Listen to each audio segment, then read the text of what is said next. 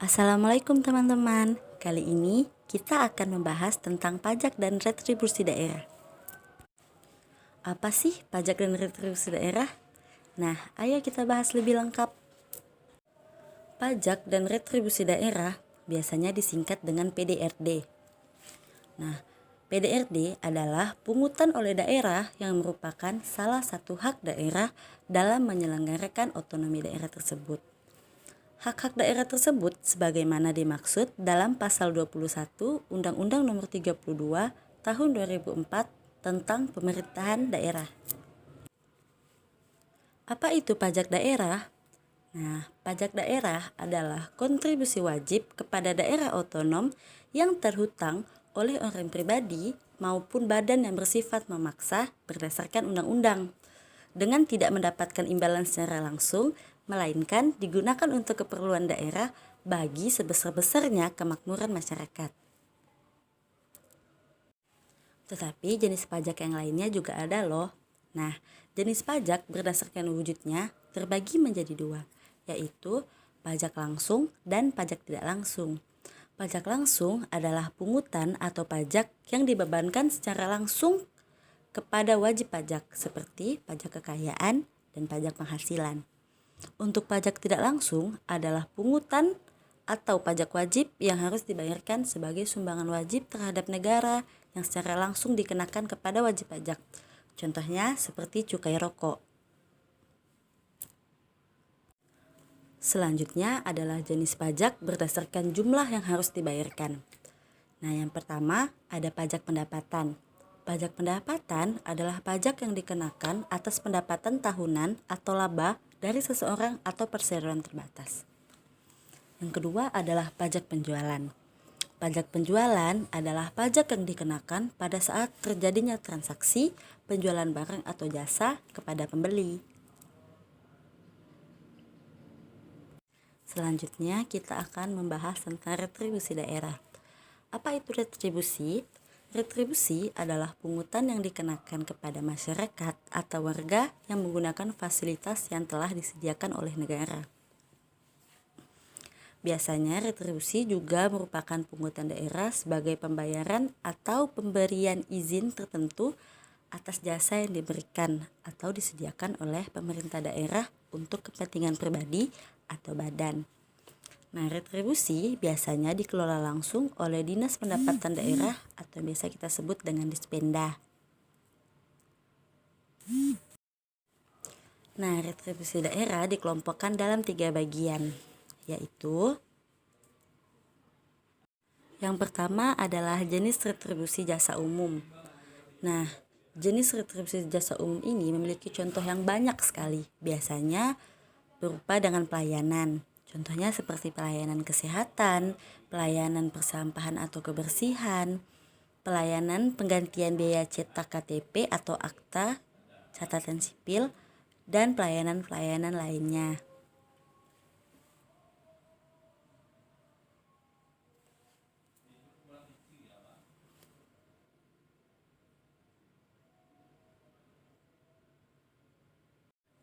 Yang kedua adalah jenis retribusi jasa usaha. Nah, retribusi jasa usaha ini biasanya berbentuk jasa yang diberikan oleh sebuah perusahaan atau badan kepada masyarakat. Nah, contohnya retribusi pemakaian kekayaan daerah, retribusi tempat pelelangan, retribusi terminal, retribusi tempat penginapan atau yang biasa kita sebut dengan villa, dan retribusi lainnya.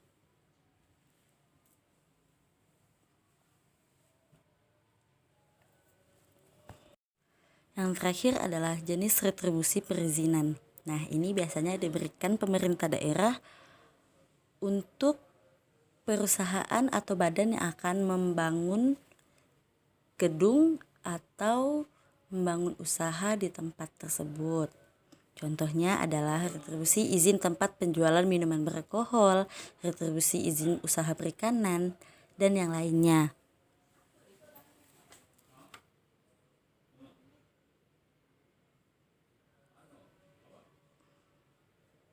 Nah, pajak yang dipungut juga memiliki fungsi dan syaratnya tersendiri.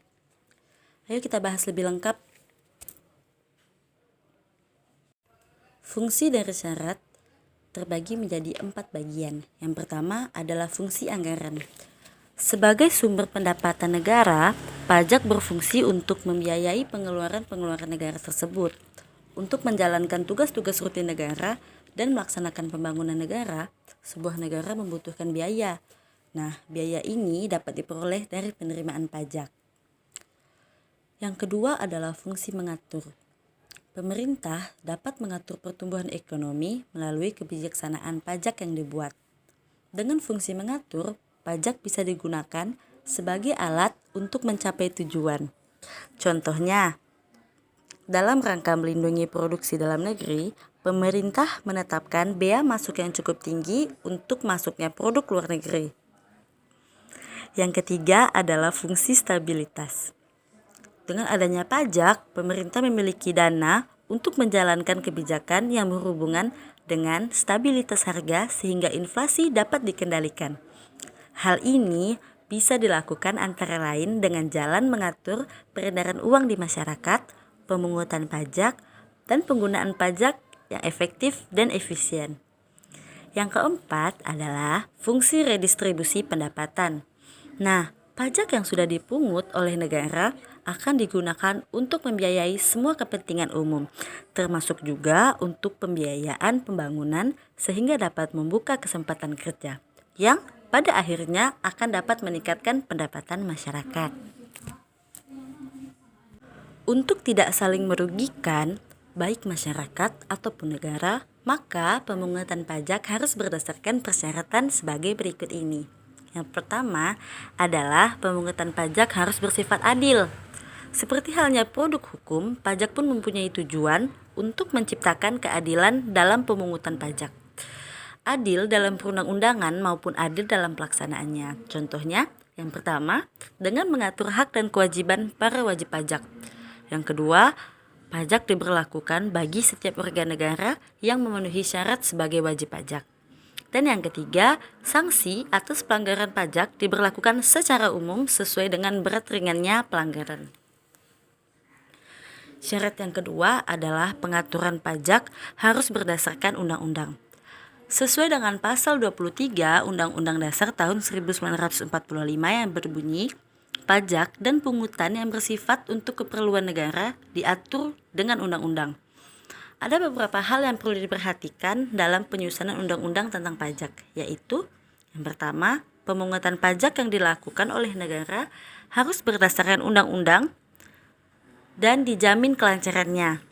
Yang kedua, jaminan hukum bagi para wajib pajak untuk tidak diperlakukan secara umum. Nah, yang ketiga, jaminan hukum akan terjaganya kerahasiaan bagi para wajib pajak. Syarat yang ketiga adalah pungutan wajib pajak tidak mengganggu perekonomian. Pemungutan pajak harus diusahakan sedemikian rupa agar tidak mengganggu kondisi perekonomian, baik kegiatan produksi, perdagangan, maupun jasa. Pemungutan pajak jangan sampai merugikan kepentingan masyarakat dan menghambat lajunya usaha masyarakat pemasok pajak, terutama masyarakat kecil dan menengah. Syarat yang keempat adalah pemungutan pajak harus efisien. Biaya-biaya yang dikeluarkan dalam rangka pemungutan pajak harus diperhitungkan dengan baik. Jangan sampai pajak yang diterima lebih rendah daripada biaya pengurusan pajak tersebut. Oleh karena itu, sistem pemungutan pajak harus sederhana dan mudah untuk dilaksanakan. Dengan demikian, wajib pajak tidak akan mengalami kesulitan dalam pembayaran pajak, baik dari segi perhitungan maupun dari segi waktu. Syarat pajak yang kelima adalah sistem pemungutan pajak harus sederhana. Bagaimana pajak dipungut akan sangat menentukan keberhasilan dalam pungutan pajak. Sistem yang sederhana akan memudahkan wajib pajak dalam menghitung beban pajak yang harus dibiayai sehingga akan memberikan dampak positif bagi para wajib pajak untuk meningkatkan kesadaran dalam pembayaran pajak. Sebaliknya, jika sistem pemungutan pajak itu rumit, orang akan semakin enggan membayar pajak. Contohnya, yang pertama, bea materai disederhanakan dari 167 macam tarif menjadi 2 macam tarif saja. Yang kedua adalah tarif PPN yang beragam disederhanakan menjadi hanya satu tarif, yaitu 10%. Yang ketiga, pajak perseorangan untuk badan dan pajak pendapatan untuk perseorangan disederhanakan menjadi pajak penghasilan atau PPh yang berlaku bagi badan maupun perseorangan atau pribadi. Selanjutnya adalah jenis pajak berdasarkan jumlah yang harus dibayarkan. Nah, yang pertama ada pajak pendapatan. Pajak pendapatan adalah pajak yang dikenakan atas pendapatan tahunan atau laba dari seseorang atau perseroan terbatas. Yang kedua adalah pajak penjualan. Pajak penjualan adalah pajak yang dikenakan pada saat terjadinya transaksi penjualan barang atau jasa kepada pembeli. Proportional flat tax rate atau tarif pajak proporsional. Jenis tarif pajak yang pertama, yang menggunakan persentase tetap pada pajak. Artinya, meskipun nilai objek pajak seperti mobil, motor, dan lainnya naik, ini tidak akan mempengaruhi persentase tax rate yang dibayarkan. Meskipun harga mobil naik, itu tidak akan mengubah tax rate yang akan dibayarkan. Professional flat tax rate diberlakukan untuk pajak pertambahan nilai atau PPN sesuai ketentuan Direktorat Jenderal Pajak atau DJP. Nah, PPN sendiri merupakan pajak yang berlaku untuk barang atau jasa yang mengalami penambahan nilai yang beredar dari produsen ke konsumen. Undang-Undang Nomor 8 Tahun 1983 mengemukakan objek pajak yang dikenakan pajak PPN diantaranya impor dan ekspor barang. Selanjutnya adalah progressive tax rate atau tarif pajak progresif. Tarif pajak yang kedua ini yaitu jenis pajak yang memiliki tingkat tax rate yang besar. Peningkatan tax rate ini mengikuti pendapatan dari pengenaan pajak, yang artinya jika dasar pengenaan pajak semakin besar, maka tarif yang akan dibayar juga semakin besar. Biasanya ini berlaku untuk pajak penghasilan atau biasa kita sebut dengan PPh. Selanjutnya adalah degressive tax rate atau tarif pajak degresif. Tarif pajak ini biasanya kebalikan dari progressive tax rate. Jika persentase tax rate untuk progresif besar, maka degresif memiliki tax rate yang lebih rendah. Semakin besar dasar pengenaan pajak, maka tarifnya justru semakin rendah apabila yang berlaku adalah degresif tax rate. Selanjutnya ada pajak tetap. Pajak tetap yang memiliki besaran tarif yang tetap untuk pengenaan pajak. Jadi, berapapun nominal pajaknya, tarif yang dikenakan akan tetap atau sama saja. Misalnya, bea materai untuk dokumen pajak seperti surat perjanjian dan sebagainya yang terdiri dari dua jenis, yaitu Rp6.000 dan Rp3.000. Selanjutnya adalah pajak ad valorem dan spesifik. Jenis pajak terakhir adalah pajak ad valorem dan spesifik yang diberlakukan untuk barang impor dengan persentase tertentu. Pada beberapa kasus dapat dilihat contoh dari jenis ini, yakni untuk beras impor dengan tarif 10% dari beratnya. Sedangkan tarif spesifik lebih dikhususkan untuk pajak barang impor juga. Nah, bagaimana teman-teman penjelasan tentang pajak dan retribusi daerah dari saya? Apakah sekarang teman-teman menjadi lebih tahu tentang pajak dan retribusi daerah di Indonesia? Apa saja jenisnya? Bagaimana jalannya? Apa saja contoh-contohnya? Nah, sekian dulu penjelasan dari saya. Bila ada salah kata, mohon dimaafkan. Terima kasih. Wassalamualaikum warahmatullahi wabarakatuh.